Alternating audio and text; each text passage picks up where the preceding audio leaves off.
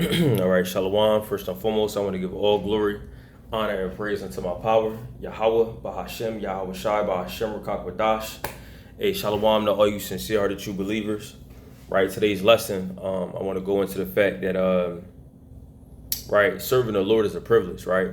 And I'm sure you brothers that's on the highways and hedges, and even if you're not on the highways and hedges, right, but you, let's say you're a believer, right, because you have those people in the ministry, you have people allotted to be prophets, teachers, what I'm saying, going out on the highways and hedges. But definitely for you brothers that's out on the highways and hedges, you really can attest to the fact that what, man, hey, you understand that this is a privilege, man. You see what I'm saying? You understand, like, especially over the years, the Heavenly Father has put that perspective in my mind, and to really understand what you're a part of, and you just ain't fall into this. You see what I'm saying? You were handpicked, you were chosen, you were ordained before the foundations of the world, before your mother, your father, before anybody that you know in your family even became a thought, your grandfather, generation before generation. Hey, you was destined to and predestinated to be in this truth, man. You see what I'm saying? All these sequence of events led up to the fact that you being in the truth, meeting whoever you met to talk to you about this particular thing, it was preordained and predestinated. It's a privilege, man. You see what I'm saying? And any of those things would have not happened in certain sequences that, like, the Lord had planned, it wouldn't have happened. You see what I'm saying? But hey, it did, because the Lord intended it on this being your lot. You see? Right, so I'm going to get this right. It says, 2 Ezra chapter 8 and verse 60, it says, "But they which be created have defiled the name of him that made them, and were unthankful unto him, which prepared life for them." And that's the point. You have a lot of people that are unthankful. You mean, that are in this truth. You see what I'm saying? That really, you need to understand that serving the Lord is a privilege, man. You got people, whining and crying and complaining. Now, the scriptures does say the souls of the just complain continually, but how are we complaining? What are we complaining about, right? We're complaining to the Heavenly Father about the wickedness that's being done here. That's righteous. You see what I'm saying? Right? Being vexed with the filthy conversation of the wicked. But you have a lot of people that you complain about going to camp, or you complaining about serving the Lord, or having to pray, having to read, and just in general, you know what I'm saying? Like, or just, dragging your feet and not wanting to actually serve the Lord, man. It's a privilege to serve the Lord, man. The Lord offers so many blessings and so many opportunities that, for you to increase in wisdom, knowledge, and strength, and and just having those things, man, it's a world of difference, man, in your life, right? So reading on, it says, let me read that again. It says, "And we're unthankful unto him, which prepared life for them." And that's the point. We don't want to be those, man, right? Because even though we know the names, even though we in the truth, you could still become one of those. You see what I'm saying?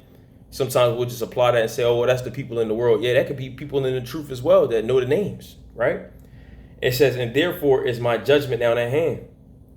These things have I not showed unto all men, but unto thee and a few like thee. Then answer I and said." So the Heavenly Father, is telling the prophet Ezra that, hey, I've only showed these things to a few like you, right? And for you brothers and sisters that's honestly and earnestly, and sincerely watching and trying to grow and increasing and, eagerly anticipating the day of the Lord to come, right? You know what I'm saying? And knowing what it's really about, and knowing what's to come, that's only a few of us, man. It seemed like a lot of us, because we only really communicate with each other, right? And you know what I'm saying? And with these people of the world, we really not having too much dealings with them. You see what I'm saying? So we, like, really in our own bubble. But when you really, like, if you was really to, like, branch out, you would really see we're not the majority. We're not, man. The Heavenly Father only gave it to a few like us. You see what I'm saying? And I don't want to write this out. We be one of those 144,000, and for you sisters, a 1/3, But it say it right there. "These things have I not showed unto all men, but unto thee and a few like thee." Then answer I and said, the prophecies, the understanding, the wisdom, knowledge, and understanding. Sirach 6 and 22 says what? "Wisdom is according to her name, and she is not manifest unto many." So meaning that what, man? Hey, to us to even know to fear the Lord, and how that's going to and to believe that us fearing the Lord and it is going to result in good coming upon us and our households, that's a privilege. That's a privilege. That's a privilege. That's a privilege all day, man.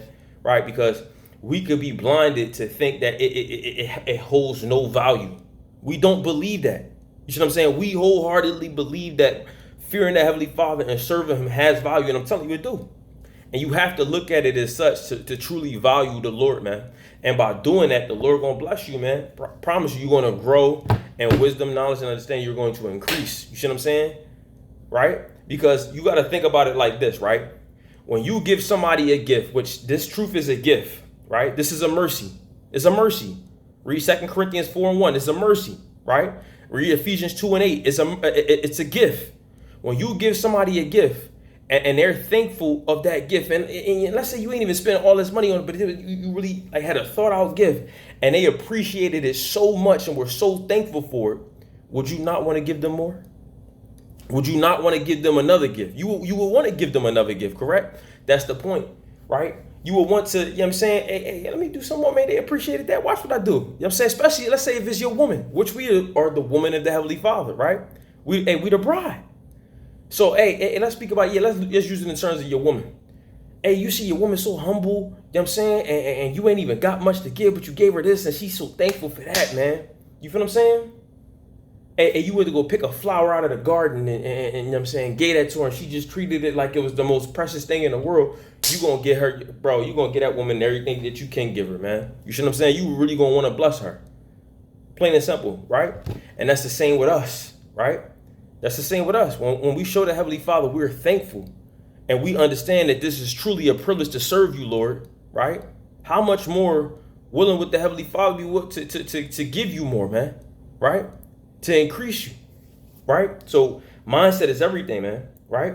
And understand this, John 15 verse 16, it says, ye have not chosen me, but I have chosen you and ordained you that ye should go and bring forth fruit and that your fruit should remain and that whatsoever ye shall ask of the Father in my name, he may give it you. That's the point though, right? He chose us. We didn't choose him. He gave us the gift. He ordained us, right? And that's the beautiful part. When you understand it and when you look at it like that, because that's exactly what it is. Right? He gave us a mercy. We could be asleep knowing that this is the truth, right? The truth is that these niggas is going to die, right? It's going to be a lot of judgment, right? A lot of people are lost in the sauce. They sleep, they slumbering. They thinking that, you know, they left as they right and they right as they left. The heavenly, and we could be just like them thinking that that's what it is. That's the reality. That's not the reality. They thinking that America way of life is the reality and that's the true, righteous, holy path. By living according to America's standards, right? Bullshit. We have been blessed with the gift to understand that what, man, hey, this is what it is. And now we can move in a way and such that pleases our Father, right? The Heavenly Father, Yahweh, right? So that way now we ain't got to taste what these niggas that's lost in the sauce is going to taste. Plain and simple, it's beautiful, right? And we gotta say Thawadi Yahweh Hashem Yahweh Shai. Man, like I said, 2 Corinthians 4, man, that's a mercy, bro. That's a mercy, right? Because we understand the Heavenly Father deliberately keeps certain people asleep if he don't fuck with them, right? Plain and simple. And I know that may sound kind of harsh or crazy, but hey, that's what it is. And I'm gonna read it to you, right? Because a lot of these things, it sounds different because it's not what this the Christian church has taught you. But this is what it is. 2 Corinthians chapter 4, verse 1.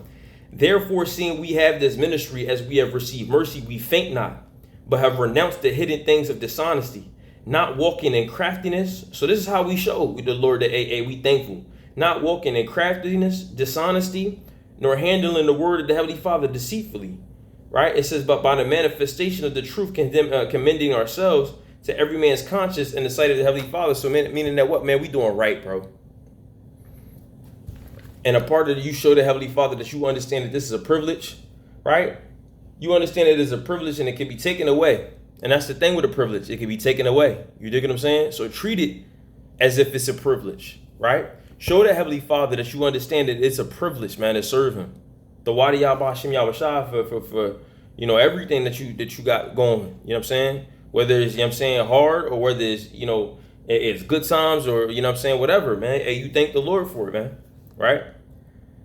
It says, but verse 3, it says, but if our gospel be hid, it is hid to them who are lost, and whom the God of this world have blinded the minds of them which believe not. So he blinded certain people's minds, right? He allowed Satan to blind certain people's minds so that way they don't believe, right? That's the Lord, because the Lord is in control of Satan as well, right? Lest the light of his glorious gospel of Hamashiach, who is the image of the Heavenly Father, should shine unto them. And what is that saying? He ultimately, he does not want this glorious gospel. And it says, how does it say? right? I don't want to misquote. It says, lest the light of this glorious gospel of Hamashiach. So he doesn't want this glorious gospel, this light, this wisdom, right? To shine into just anybody, because the light, which is wisdom, is not manifested unto many, right? And he handpicks who receives it, man. And how do we know that? Right? John chapter 3, verse 27. Let's get it.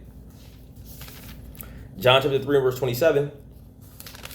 And it reads, John answered and said, a man can receive nothing except to be given him from heaven. That's a privilege again. The Lord got to bless you with it. The Lord got to give it to you, right? And if the Lord don't give it to you, then you ain't got it. Plain and simple, right? And that's the beautiful thing, knowing that the Lord, he chose to give it to us, right? And like I say in Jeremiah, the 1st chapter, man, the Heavenly Father, he ordained us a prophet. He chosen us, man. He chose us. Let me get this, Ephesians chapter 1, verse 4. It says, according as he have chosen us in him before the foundation of the world, that we should be holy and without blame before him in love, having predestinated us unto the adoption of the children by Hamashiach Yahawashi to himself, according to the good pleasure of his will. So it's his good pleasure to have chosen us and make us the spirits that he made us, to put in us this wisdom, knowledge, and understanding, and the ability to believe in him and also fear him and to serve him and do his will, right? Plain and simple. It's a blessing, right? Second Timothy 1 and 9, who have saved us and called us with a holy calling, not according to our works, but according to his own purpose and grace, which was given us in Hamashiach Yahawashi before the world began. So the point of the matter is, this thing, I don't want to decide we be the men of the Lord. This duty was given unto us before the foundation of the world.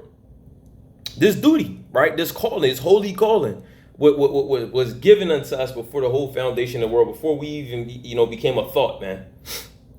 And this is the beautiful thing, man, right? Knowing that, we're living up to that purpose that the Heavenly Father has set us up to do, man, right? And we got to continue in that.